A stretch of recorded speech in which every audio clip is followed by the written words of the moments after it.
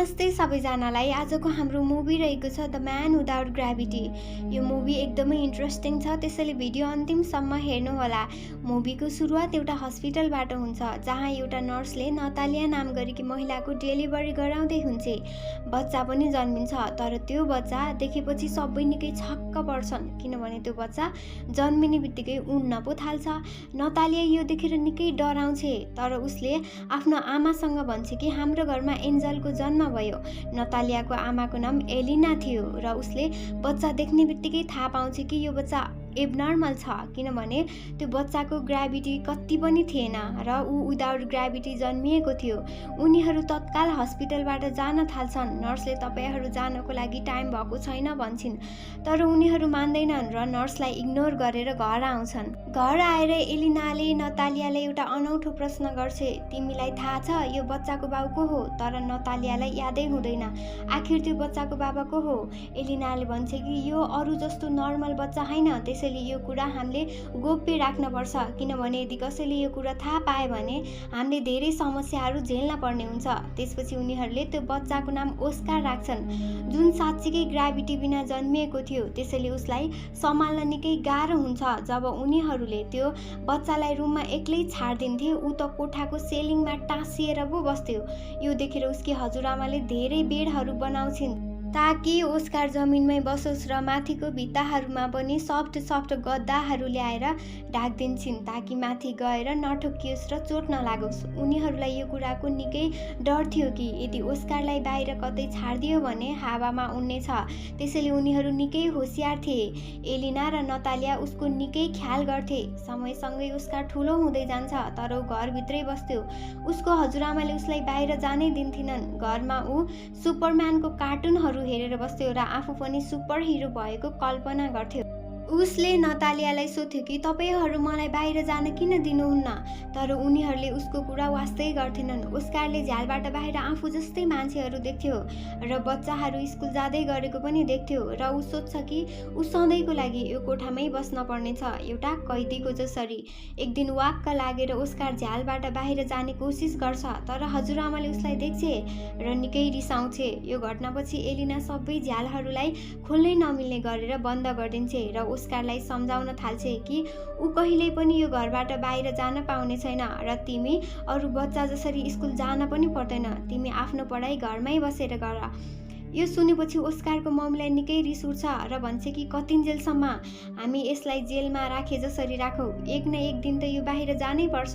त्यसपछि ओस्कारकी मम्मीले उसलाई एउटा जकेट ल्याएर दिन्छे, जसको साइडको खोल्टीमा दुईवटा ठुलो ठुलो ढुङ्गा राखिदिन्छे ताकि ऊ हावामा नउडोस्। त्यसपछि आफ्नो आमाको कुरा नसुनी ओस्कारलाई बाहिर पठाउन लाग्छे र छोरालाई भन्छ कि तिमी यो कुरा सुपरम्यान जस्तै कसैलाई भन्ने छैनौ, यदि भन्यौ भने तिमी सुपरम्यान बन्ने छैनौ। र एक दिन ओस्कार आफ्नो मम्मीसँग केही सामान किन्न बाहिर जान्छ र बाटोमा एउटा सानो केटीसँग ठोकिन्छ, जसको नाम अगिता हुन्छ। अगिताको सबै सामान हातबाट भुइँमा झर्छ, त्यसैले ऊ ओस्कारसँग निकै रिसाउँछे र दुईवटा पानीको बोतल दिन्छे र भन्छ कि तिम्रो पनिसमेन्ट यो हो कि मसँग यो पानीको बोतल लिएर मेरो घरमा छाड्देऊ। तर ओस्कार यो कुरामा मान्दैन, तर अगिताले उसलाई निकै फोर्स गर्छ र ओस्कार जान रेडी हुन्छ र आफ्नो मम्मीलाई केही नभनी उसँग जान्छ। उसको हातमा भएको पानीको बोतलले उसलाई गरुङ्गो बनाउन थाल्छ भने उसको खोल्टीको दुईवटा ढुङ्गाले त उसलाई झाँटिराखेको थियो।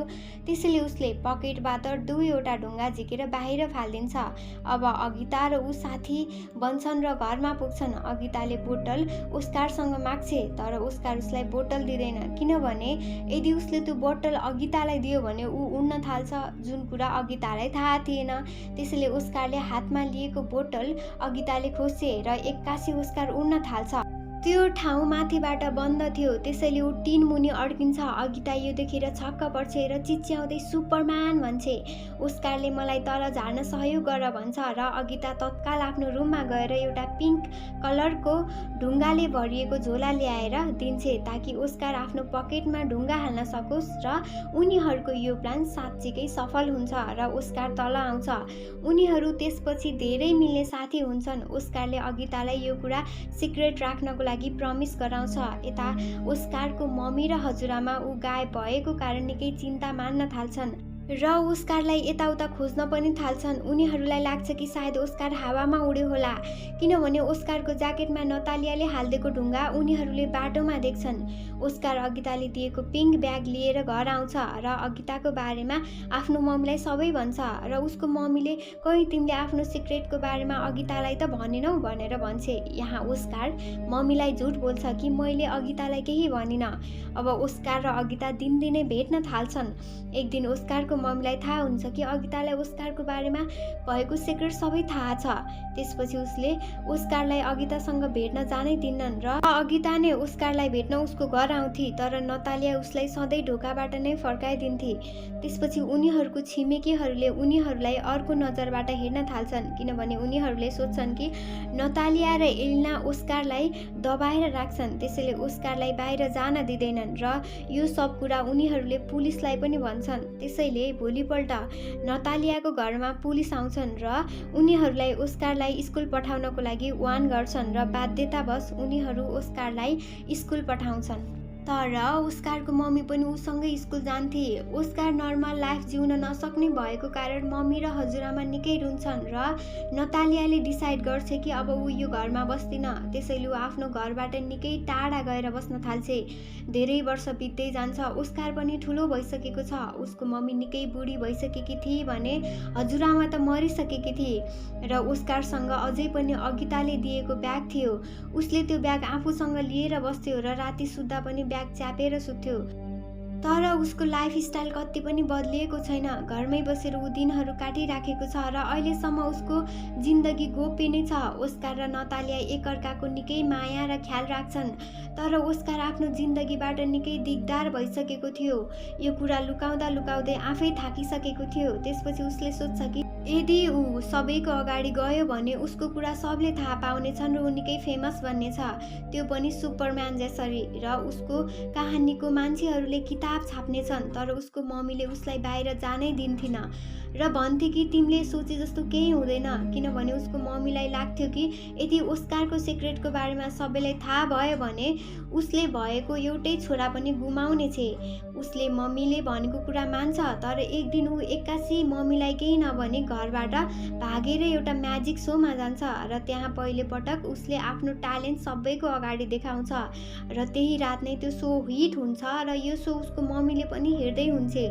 धेरै मान्छेहरूले ओस्कारलाई टिभीमा देखिरहेका थिए भने ऊ दिन प्रतिदिन फेमस हुँदै थियो। भोलिपल्ट ऊ डेभिड नाम गरेको व्यक्तिसँग भेट्छ। ऊ एउटा कन्टेन्ट एजेन्ट थियो। उसले ओस्कारलाई म तिमीलाई अझै फेमस हुन सहयोग गर्नेछु, हामी तिम्रो लागि एकदमै ठुलो म्याजिक सो अर्गनाइज गर्नेछौँ र तिमी फेमस हुनेछौ।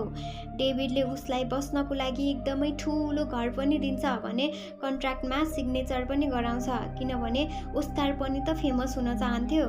उनीहरू दुईजना एउटा ठुलो म्याजिक सोमा जान्छन्। ओस्कार आफ्नो ट्यालेन्ट सबैलाई देखाउँछ र ओस्कार झन् फेमस हुन थाल्छ।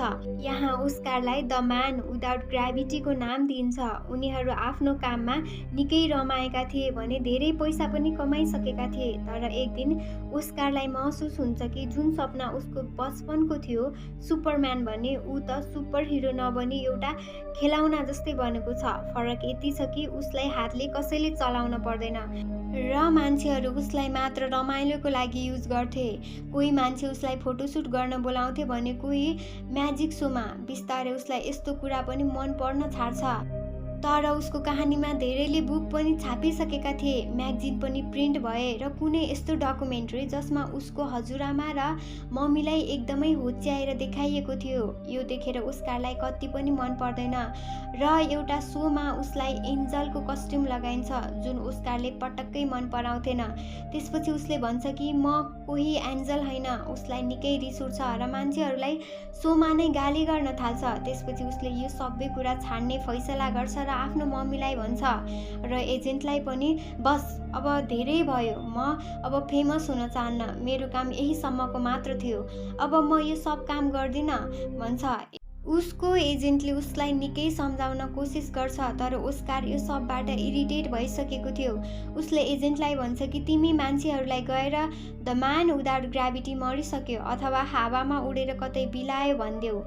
त्यसपछि उसले आफ्नो मम्मीलाई पनि गुड बाई भन्छ, किनभने ऊ छुट्टै एक्लै बस्न चाहन्थ्यो। भोलिपल्ट न्युज पनि आउँछ कि ओस्कार मरिसक्यो र धेरै मान्छेहरूले उसको बारेमा अनेक कुरा गर्न थाल्छन् भने नतालिया अब एक्लै जीवन काट्न थाल्छे। धेरै पत्रकारहरू ओस्कारको बारेमा सोध्न घर आउँछन्, तर नतालिया उनीहरूलाई केही भन्दिन। समय बित्दै जान्छ, ओस्कारको मम्मीको नि मृत्यु हुन्छ, तर ओस्कार जिउँदै थियो, जसले छुट्टै जीवन जिउन थालेको थियो। उसले लामो दारी पालेको थियो भने व्हिलचेयरमा बस्थ्यो ताकि मान्छेहरूलाई उसको सेक्रेटको बारेमा थाहा नहोस्।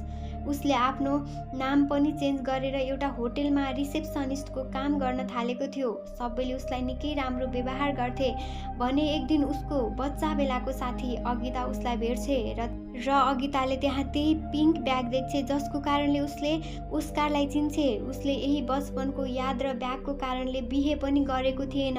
उनीहरू एकअर्कोलाई भेटेर एकदमै खुसी हुन्छन्, तर अगिता आफ्नो जिन्दगीबाट सेटिस्फाइड थिएन। ऊ मात्र पैसा कमाउन चाहन्थे र उसले पैसाको लागि प्रस्टिट्युसनको काम गर्थे। ऊ यहाँ एउटा केटासँग होटेलमा आएकी थिए जहाँ ओस्कार काम गर्थ्यो र यो देखेर ओस्कारलाई एकदमै नरमाइलो लाग्छ। ओस्कारले धेरै पटक आफ्नो दिलको कुरा अगितालाई भन्छ, तर अगिता उसलाई इग्नोर गर्छे। अगिता धेरै दुःख झेलेकी थिए भने उसलाई ओस्कारले पनि छाडेको थियो र समयसँगै यिनीहरू एकअर्कोलाई बुझ्न थाल्छन् र बिहे पनि गर्छन् र त्यही बच्चा बेलामा खेल्ने र बस्ने घरमा यिनीहरू गएर बस्न थाल्छन् र यसैको साथ यो मुभीको ह्याप्पी इन्डिङ हुन्छ। आशा छ हजुरहरूलाई यो भिडियो मन पर्यो होला। भिडियो मन पर्यो भने please do like, comment, share and subscribe my channel. Thank you for watching.